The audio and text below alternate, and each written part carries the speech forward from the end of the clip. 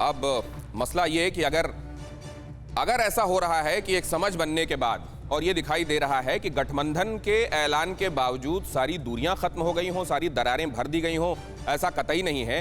कई जगहों पर ये दरारें नुमायां हो रही हैं, तो इसका रिजल्ट क्या काउंटर प्रोडक्टिव हो सकता है गठबंधन के लिए? जंग जाटलैंड, अगर आपको ये समझना है तो जरा इधर देखिए। ये पश्चिमी उत्तर प्रदेश है।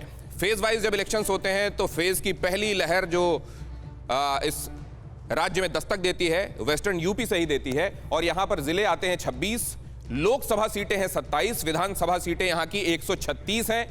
हिंदू आबादी और मुस्लिम आबादी के हिसाब से अगर सेग्रीगेशन आप इसका देखेंगे तो 73% यहां पर हिंदू हैं और मुस्लिम आबादी है 27%। अभी जो मैंने आपको खबर बताई, जो अहम खबर बताई, वो पश्चिमी उत्तर प्रदेश के ही मुताल्लिक है। यहां पर कई जगहों पर यह दिखाई दे रहा है कि जहां आरएलडी की तरफ से कई समर्थक नाराज हैं लिए जाने वाले फैसलों से, जबकि समाजवादी पार्टी और आरएलडी के बीच में गठबंधन है। आरएलडी अपना रिसरेक्शन देख रही है इस गठबंधन के बाद, लेकिन यहां पर देखिए क्या है, मुस्लिम 27%, जाट 17% है यहां पर। ये दोनों ही जब साथ में आते हैं तो किसी के लिए एक विनिंग कॉम्बिनेशन बना देते हैं, और ये विनिंग कॉम्बिनेशन कई बार कई पार्टियों को मदद करके गया है। और जब ये विनिंग कॉम्बिनेशन हटता है तो भारतीय जनता पार्टी को मदद मिलती है, क्योंकि हिंदुओं का मोनोलिथिक वोट एक हिसाब से जाटों को मिलाकर भारतीय जनता पार्टी को मिलता है। कैराना वाले मामले के बाद 2014 में जो देखने को मिला था या 2017 में जो देखने को मिला था विधानसभा चुनाव में, उसमें इसकी अहम भूमिका थी। यहां पर ब्राह्मण 15% है, ठाकुर 8% है, दलित 25% है और अन्य जातियां यहां 4% के आसपास हैं। जाटलैंड का एक और अहम पहलू देखिए और उसके बाद इस चर्चा को आगे बढ़ाते हैं। जंग जाटलैंड में किस जाति में कितना दम, अगर परसेंटेज वाइज बात करें आप, जिसकी जितनी संख्या भारी उसकी उतनी हिस्सेदारी, तो यहां आप देखें मुस्लिम, जाट, ओबीसी, दलित और गुर्जर के हिसाब से देखिए कितनी सीटों पर किसका असर है। 70 सीटें ऐसी हैं जहां मुस्लिम बहुत बड़ा डिसाइसिव फैक्टर हो जाते हैं। 30 सीटें ऐसी बताई जाती हैं जहां जाट ये तय कर देते हैं कि जीतने वाला कैंडिडेट कौन होगा। इसी तरीके से ओबीसी 12 में, दलित 12 में, गुर्जर 10 में और ब्राह्मण 7 सीटों पर तय करते हैं कि विनिंग कैंडिडेट कौन होने वाला है, और उन सीटों पर उसी तरह का कैंडिडेट फील्ड करने और उन्हीं फैक्टर्स को उठाने की बात की जाती है। 2017 के विधानसभा चुनाव में क्या देखने को मिला था?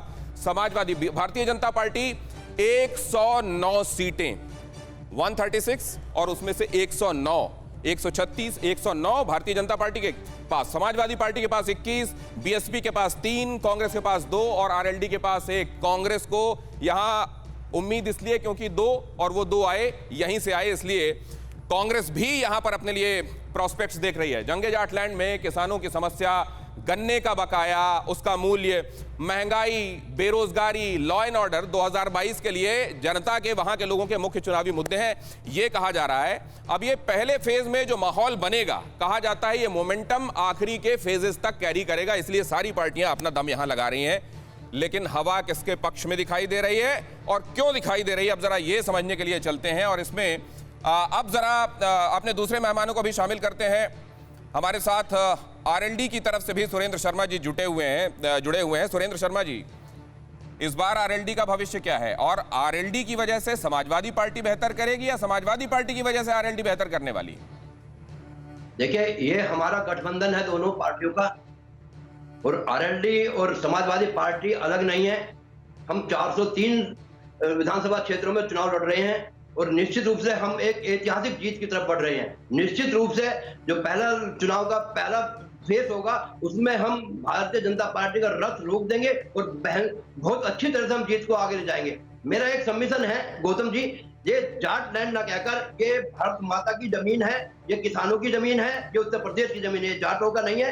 यहाँ कभी कोई राजा महाराजाओं की जमीन भी नहीं रही है, तो ये जाटलैंड नहीं है बल्कि ये किसानों का लैंड है, किसानों की जमीन है। तो मेरा सबमिशन ये है, हम काफी अच्छी स्थिति में हैं, हम भाजपा को जीतने नहीं देंगे, उनके पैर उखाड़ के छोड़ देंगे हम।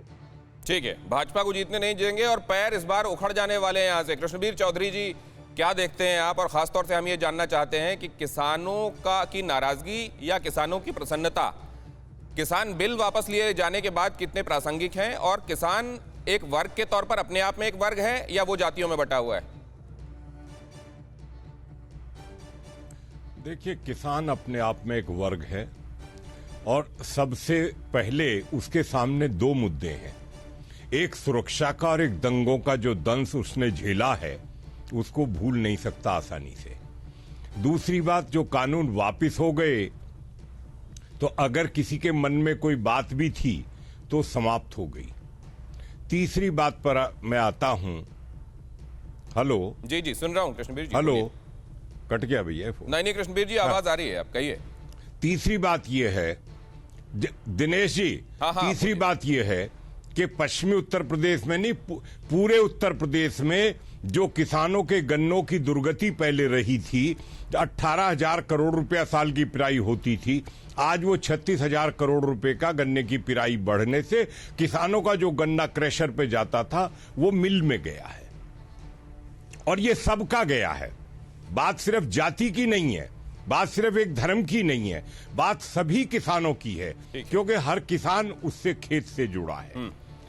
तीसरी बात पे आता हूं कि जिस तरीके से किसानों को ट्यूबवेलों पर रात को धक्के खाने पड़ते थे और 4 घंटे बिजली कभी आती थी कभी नहीं आती थी, बहस का मुद्दा नहीं है ये सच्चाई ये है कि आज 18 घंटे बिजली मिल रही है।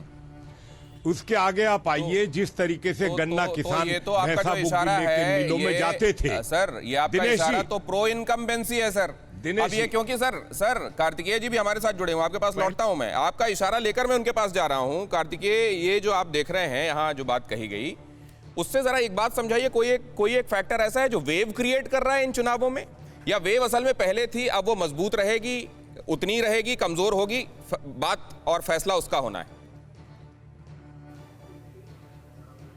देखिए, इस वक्त कोई चुनाव में बड़ी वेव नहीं है, लेकिन जो आपने अपने प्रोग्राम को 2 पार्ट में बांटा है उसकी गौतम एक कॉमन कड़ी है। आप ये बार बार पूछ रहे थे कि अखिलेश अपने घर में क्यों चुनाव लड़ रहे हैं।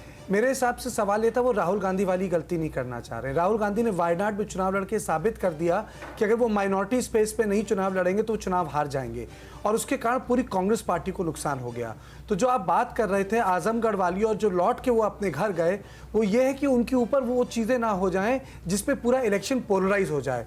कोशिश ये है कि अगर इलेक्शन आपका खिंचता है हिंदुत्व की लाइन पे तो भारतीय जनता पार्टी जीतती है, और अगर वो पिछड़ों की तरफ जाता है तो अखिलेश यादव मजबूत होते हैं। इसलिए वो कोई ऐसा काम नहीं कर रहे हैं जिससे कि इलेक्शन पोलराइज हो। जो आपकी दूसरी पार्ट है डिबेट की, जिसमें आपने जाटलैंड वाली बात बोली, उसमें एक बहुत महत्वपूर्ण चीज़ है। आप जब ये पूरा ग्राफिक दिखा रहे थे तो उसमें 2 चीज़ें हैं। एक तो पिछले 2 महीने में पॉलिटिकल रैली से पहले जयंत चौधरी ने केवल भाईचारा रैली की हैं। मैं कई भाईचारा रैलीज में गया। ये भाईचारा रैलीज ना केवल जाट और मुसलमानों के बीच में थी, एक शब्द का इस्तेमाल होता है पश्चिमी उत्तर प्रदेश में, उसको बोलते हैं मूले जाट, यानी वो लोग जो कन्वर्ट हो गए लेकिन अपने आप को जाट पद्धति से जोड़ के मानते हैं।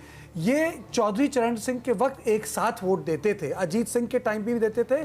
2013 मुजफ्फरनगर दंगों के बाद ये छितर गए।